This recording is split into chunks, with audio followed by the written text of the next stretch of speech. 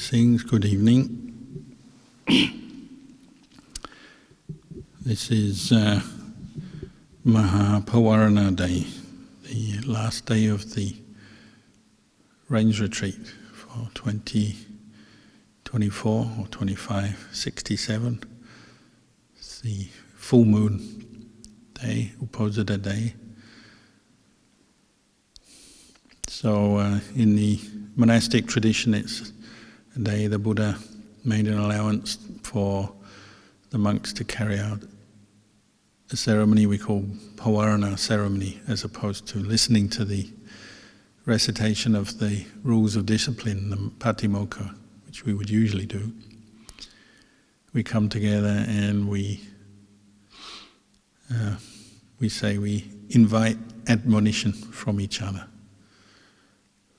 Pavarana is a word you probably hear sometimes. Lay people will make a pavarana to a monk, saying, I invite you if you need a requisite or some assistance, I'm happy to help. They make an invitation. But the way the word is used in this ceremony is it's an invitation to other monks, any of the monks who have spent the rains together, to speak on anything that they've seen, heard or suspected, maybe inappropriate. One opens oneself up for admonition, feedback, comments, concerns.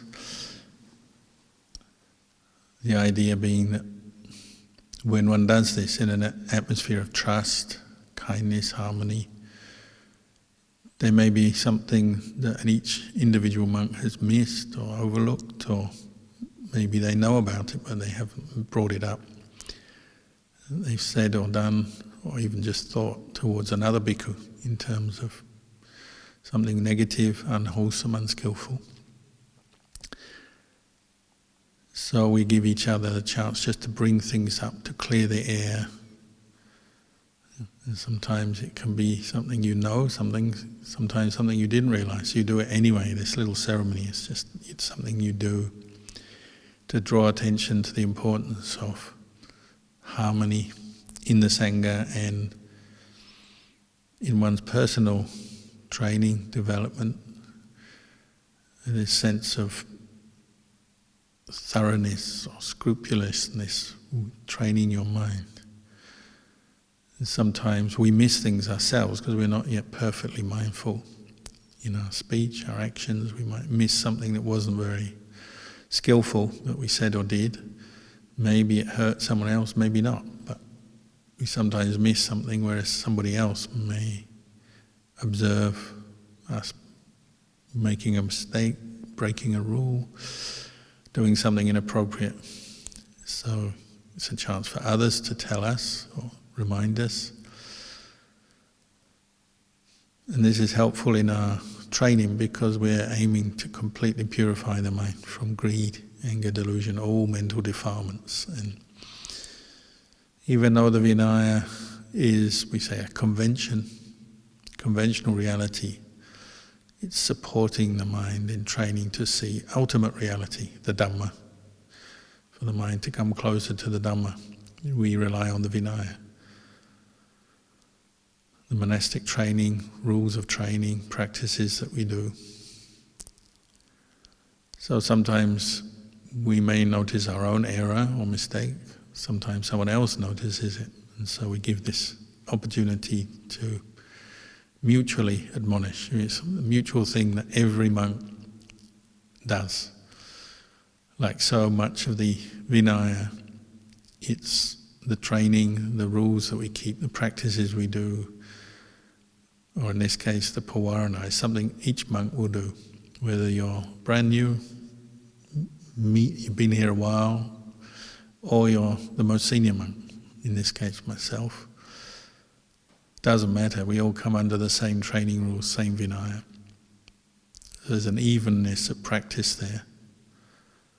So it's a mutual thing that we all open up to receive teaching, admonition, and we may ourselves be the one admonishing. most of the time there's not much to be said. It's already been said, because when you're living in harmony, then there's not much more to be said. Nevertheless, it's important just to keep the pathways for skillful communication, helping each other to learn, to understand the Dhamma and the Vinaya better. It's important to keep those pathways, those channels open. That's why it's mutual. We all have to be open. And the Buddha encouraged monks, if they do feel they have to say something, open up or admonish another monk, then you have to establish your heart in metta, goodwill, and karuna, compassion for the person you're going to speak to.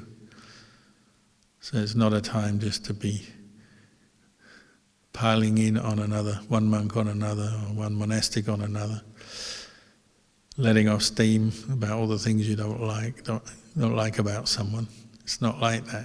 It's for reasons of Vinaya, and it has to be done out of compassion, so that that person can maybe become more aware of something they didn't know about, or aware of you. If you've been hurt or in some way, then they can become aware of that. Or if you see something inappropriate in their behavior, you can let them know. But it has to come from a place of metta, goodwill, wanting the best for that person, not wanting to hurt, harm, punish that person. And the Buddha also said, we have to speak at the right time. So sometimes we have these occasions like a Pavarana ceremony where it's the right time. Everyone knows they come together for this reason, so it's a good time. Everyone's peaceful, harmonious together.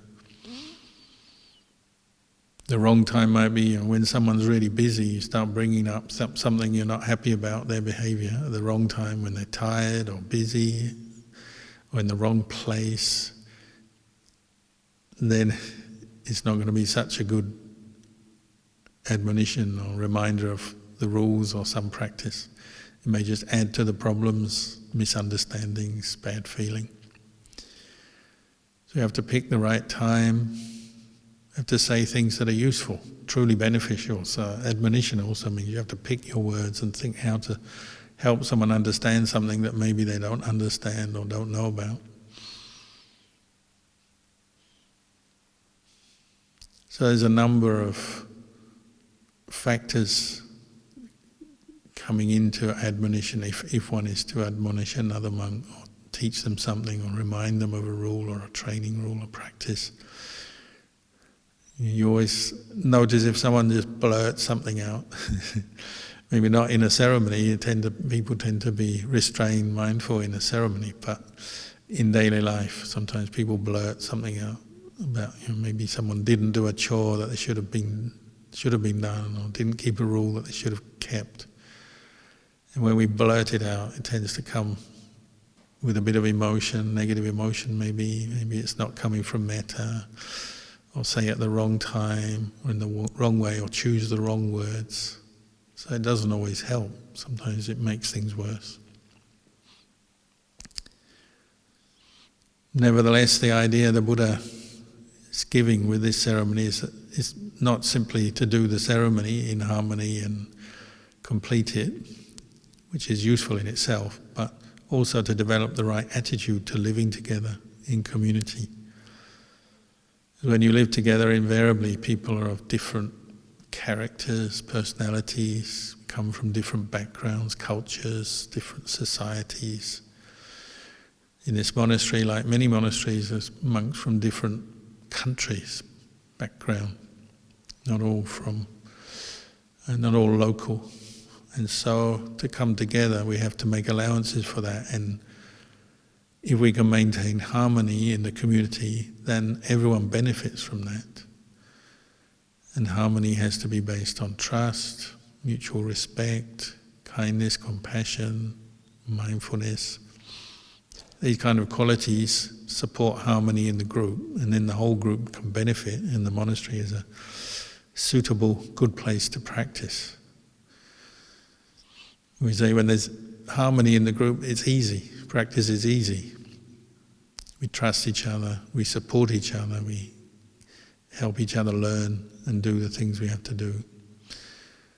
It's also good for the lay community because the Buddha encouraged the monastic community to be an example to the lay community of how to live together skillfully. People from different backgrounds can practice with a common goal, similar standard of trainings, adhere to the same rules and practices, and have some similar views. We'd say right view, sammaditthi. It allows the practice to go on easy for each individual. They can practice easily and the whole group benefits and the lay community benefit. They get this example that they can take back to their homes and apply to their own practice in daily life. Because we're all here to learn, and it's Pavarana, Maha Pavarana it's part of the learning process. Inviting admonition, giving admonition, receiving admonition, just being open to each other and trusting, respectful. And these are the qualities we need to learn to root out the real problem, which is mental defilements. Mental defilements are the real enemy or the real cause of suffering more than other people. What the defiled mind, the unenlightened mind tends to do is always divide people into groups and those I like, those I don't like, those I get on with, those I don't, those I agree with, those I don't, and those who have a similar belief or religion or worldview or politics to me, and those who don't. And that divisiveness is very dangerous for harmony and for our practice in general, because the more you divide people and separate them, the more chance of conflict and division and harmful consequences. Ajahn Chah compared it to if you are driving a car and you're going around a sharp bend on the road. On the road around here there's lots of bends, and they always give you a warning, they give you a sign saying, danger, sharp bend ahead, sharp curve.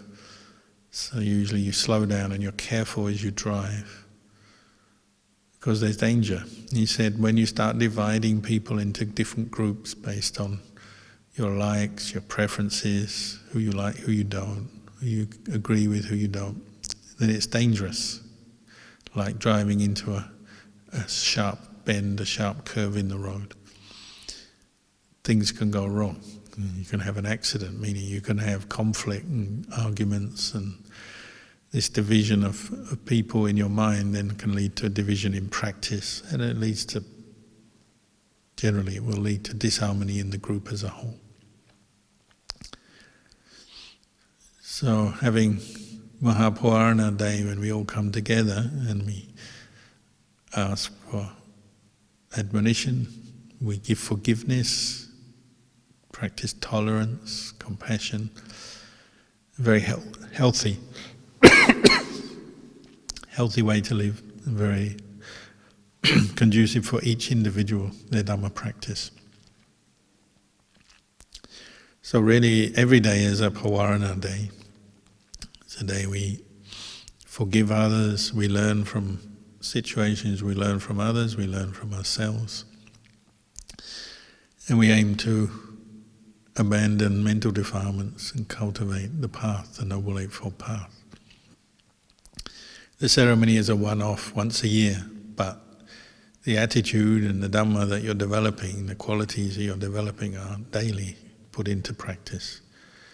So in that way, every day is a day of practice, practicing the Dhamma, not just Maha Pavarana Day. And also it marks the end of the 3 months rains retreat, where the Sangha lives together, does a lot of meditation, some study, chanting, practice together in a quiet retreat situation. And afterwards, one of the reasons we practice Pavarana is because maybe we go our separate ways. Some monks will go to other monasteries or go wandering in the forest. We visit other monasteries for katinas and other business, go teaching, maybe visit family. So often there's a movement after the rains, and the community may change. Some new monks may arrive, some monks may move on. So again, you want to clear the air and be able to part or go your separate ways peacefully, happily, without carrying a grudge, bearing any grudges. That's part of life as well, for laity as well. We're always moving, changing. Sometimes people move house, move jobs, move countries nowadays. It's not unusual. So when you leave things behind, generally you don't want to leave a trail of karma, a trail of damage and bad relationships with people and pain and suffering. If you can, better to clear up grudges and clear up the bad feeling before you separate. And of course we all one day will face the end of our life, whenever that may be. You don't want to die with a lot of grudges and bad feeling in your mind, because it tends to come up at the end of your life. It can cloud your mind. The way karma works, even if on the outside not much is going on, inside, in your heart, in your mind, karma is constantly having its results. Different thoughts and mental states arise. Some of them will be negative memories. Remember something that was painful, or some suffering. Maybe something you did, maybe something somebody else did. And it will come up from time to time, and maybe at the end of your life some of these memories come up really strongly. Cloud your mind, make your mind very dark, negative, unhappy. So it's more skillful, isn't it, to try and abandon, let go of these things, or your attachment to these negative memories and unskillful states of mind early. You don't wait till the end of your life, but do it now, today. And that's partly what you're doing in meditation. You're learning to let go of old karma, so old habits of mind, ways of thinking that lead on to action, but also memories, images, thoughts that come up. You're learning to establish mindfulness and treat them with wisdom and understanding and let go, move on, rather than holding on. So particularly grudges and enmity towards others, the fault-finding mind, the angry mind. And this is something we're working with as we practice meditation. And as we develop more skillful qualities of mind through our lifestyle, generosity, morality, meditation, insight, these all have a cleansing effect, helping you to let go of the more negative states of mind so that you're not carrying them around as a burden. So today, Maha Pawarana Day is one day we practice that in a more concentrated way when we actually do a ceremony. But as I said, it's really a state of mind or an attitude you develop as you practice the Dhamma, learning to forgive, let go, move on, acknowledge things, of course, recognize unskillful behavior in ourselves, in others, but then not to hold on to it. Let it go so you can move on. So maybe just a few reflections on Maha Pawarana Day today. I'll leave it there, and in a moment the monks will do their ceremony.